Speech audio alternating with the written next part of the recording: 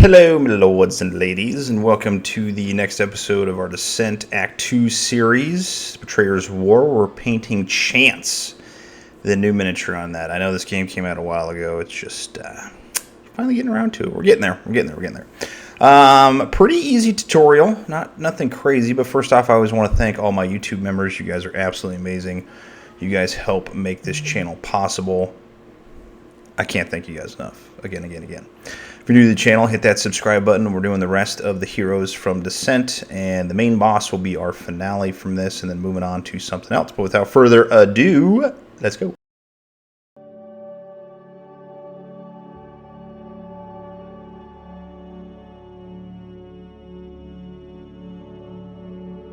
Alright, the first thing you're going to do is obviously scrape off the nasty mold lines. I used to put that on my videos and it just got super repetitive. You should do that anyways.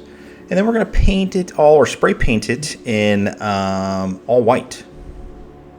Yeah, so we're going to go with the white base of spray paint. Then we're going to do all of our rocks in Basilicanum Grey. We're going to be doing some speed paints, but mostly normal paints on this one.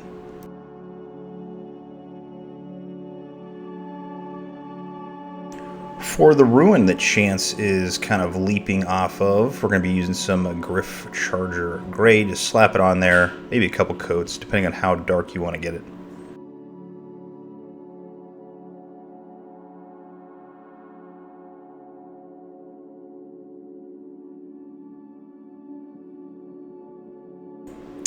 Alright, for our robe, the purple robe for Chance, we're going to do a little bit of Luxion Purple. Now, this is just to kind of get you the base of where you need to paint on top of it. It also makes the recesses of the robe darker, and that's what we're trying to go for. So, slap that on there.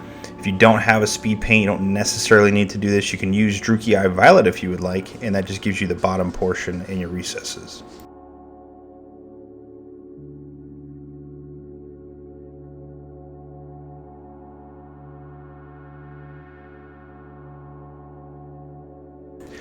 Next, we're going to take some Xereus Purple, and we're going to paint this over all the top areas of where we just painted with the Luxion Purple.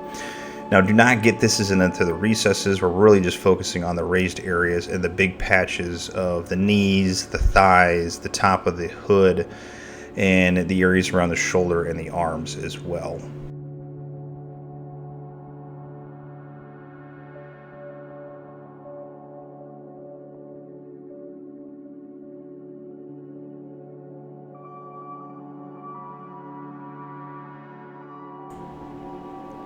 And next, we're going to take some straight up Genestealer Purple, and we are going to go over those same areas. We're just building up the highlights. So if we have the dark purple base of the Luxion Purple, then a little bit lighter, or maybe the same in the Xereus Purple.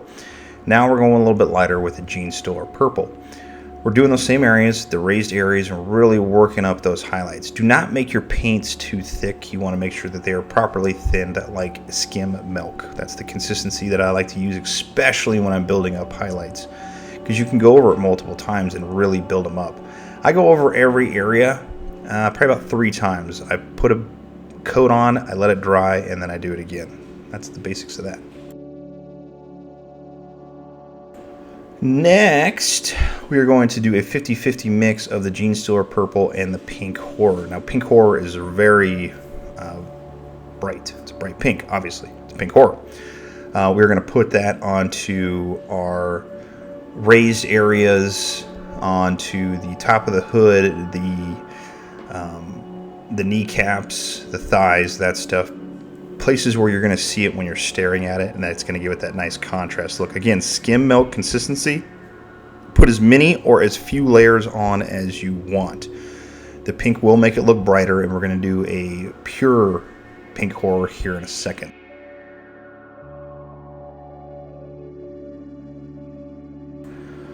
Alright, as your final tone, we're going to be using some straight up Pink Horror. Again, very thin.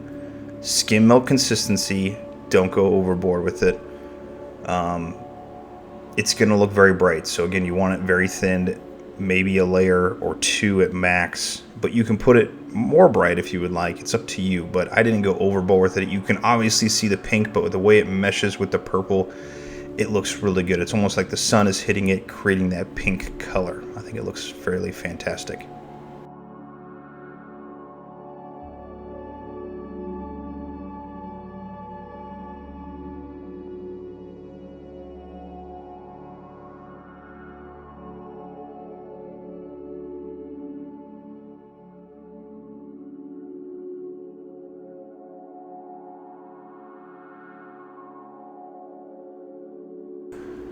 All right, we got the main thing out of the way. And the reason why we did that, the robes first, is because I like to get a good portion of that accomplished. And the robes are done. We don't need to do anything else to it. So now we just got to be careful when we're painting the rest of it. For the fur of Chance, we're going to be doing all in Mechanicus Standard Gray. So the tail, the face, the paws, that stuff. Oh, and the feet as well. Yeah, the feet.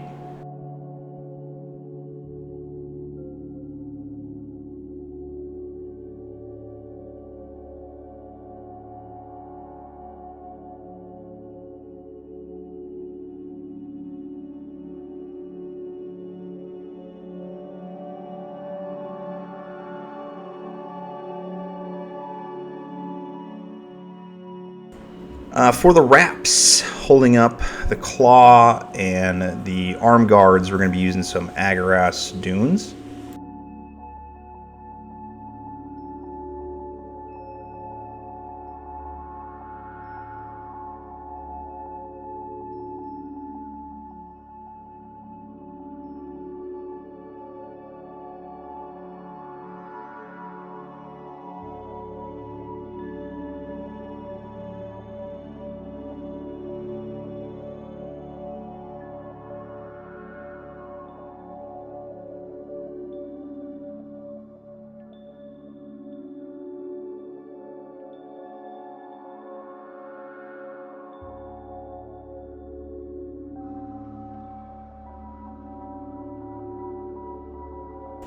For the shoulder pads, we're going to be using some little Mournfang Brown on there.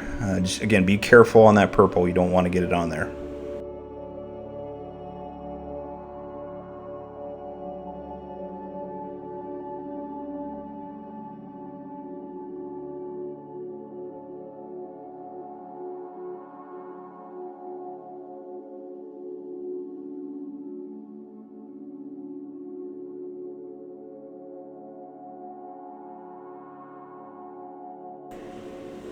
For the giant claw of Chance and the arm guards, we're going to be using a little bit of Warplock Bronze. It's a very dark bronze looking color, but when we put the highlight on it, it'll look really good. I'm also using this on the thigh guard on the left thigh of Chance as well.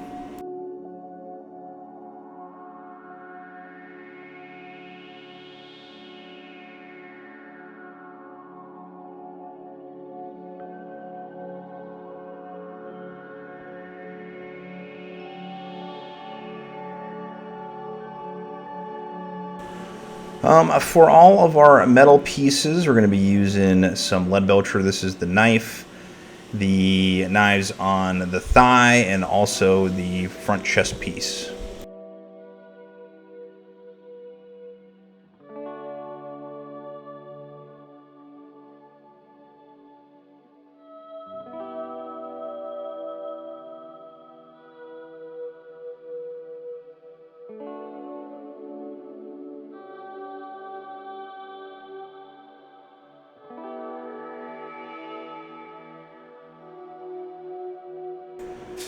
And lastly, we're going to put the black in the eyes. Now, do not get it into the middle, the little slits that you see. Keep those white with the base. That's it for the base paints.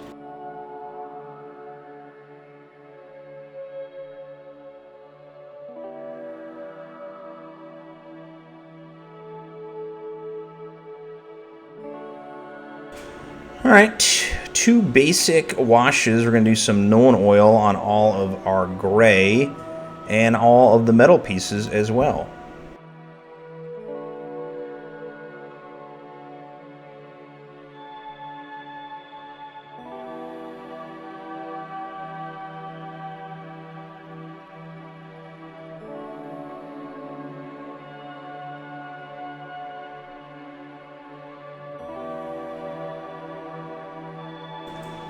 Next, we're going to take the hand wraps and all of our brown areas and put some Agrax Earthshade on them.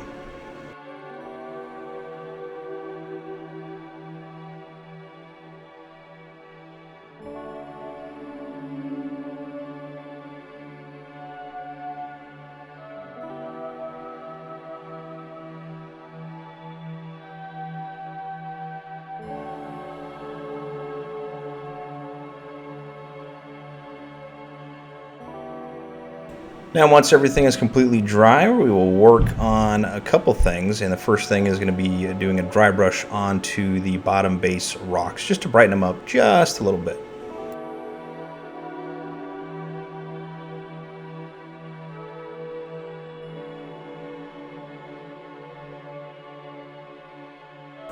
Next, take a little bit of a piece of a sponge and put some Lorean Forest on there and start sponging it all over the place.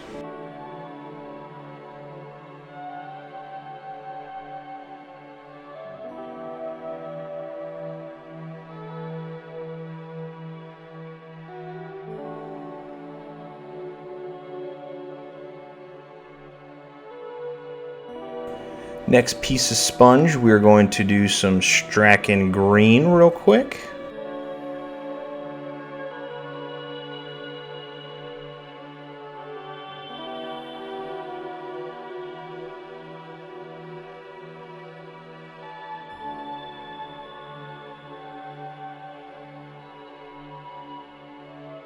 And finally, for the last bit of sponge, we're going to use some Averland Sunset. Now, the pattern is whatever. You can put it wherever you want. I put it all over the place. Just dab it on there, just to give it that nice, rustic, old look effect.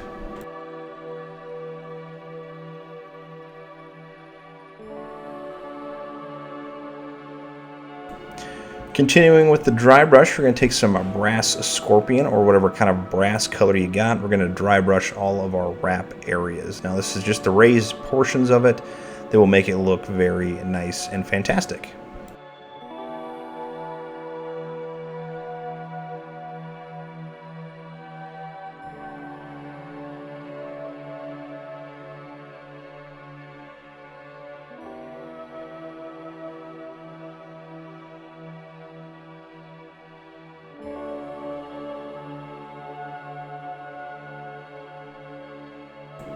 And moving on to the next focal point of our miniature, we are moving on to the Fur of Chance. Now, what we want is a thinned paint again. We're going to be working on the fur.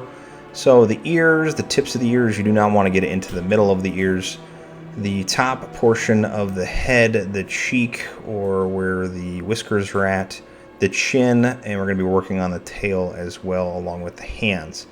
Now again, less is more. The thinner you make it, you don't want it so watery that it's just like water on there, but you want to make it so it's got a nice thin consistency where you put it on there, let it dry, and it just builds up the color, and that's what we're looking for.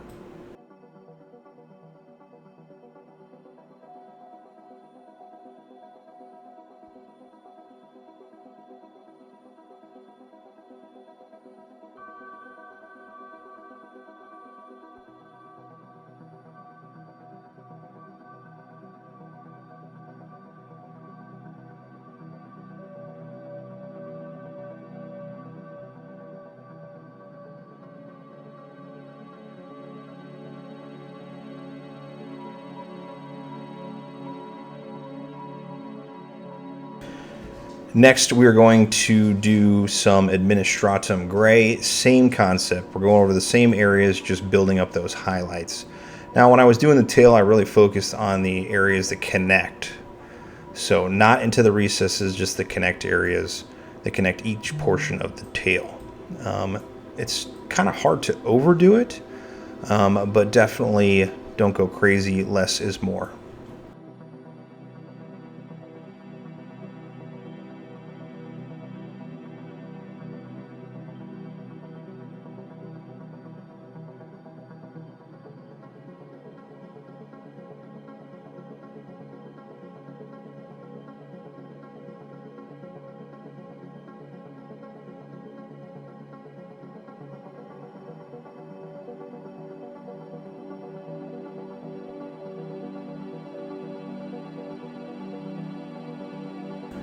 And finally, we're just going to do a little bit of highlights of Ulthuan Grey, and we're doing this on the face, the tips of the ears, a little bit on the tail, and that's it. And that should make the fur look pretty awesome. All right, coming down to the wire here, we're going to do some Doombull Brown on the tops portion of our brown of our shoulder pads. Nothing too crazy there.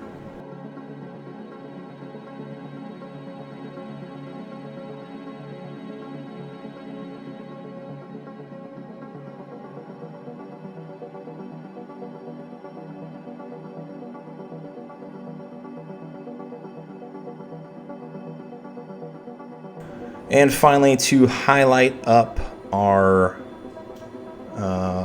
steel, couldn't think of the word for a second, we're going to use some Iron Hand steel. And we're just going to put that on there, nice and easy, and nothing too crazy on that.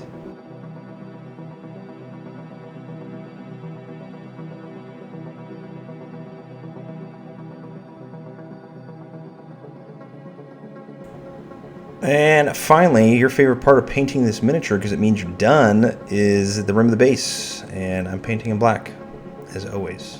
It's like my soul. Black. Yeah, whatever.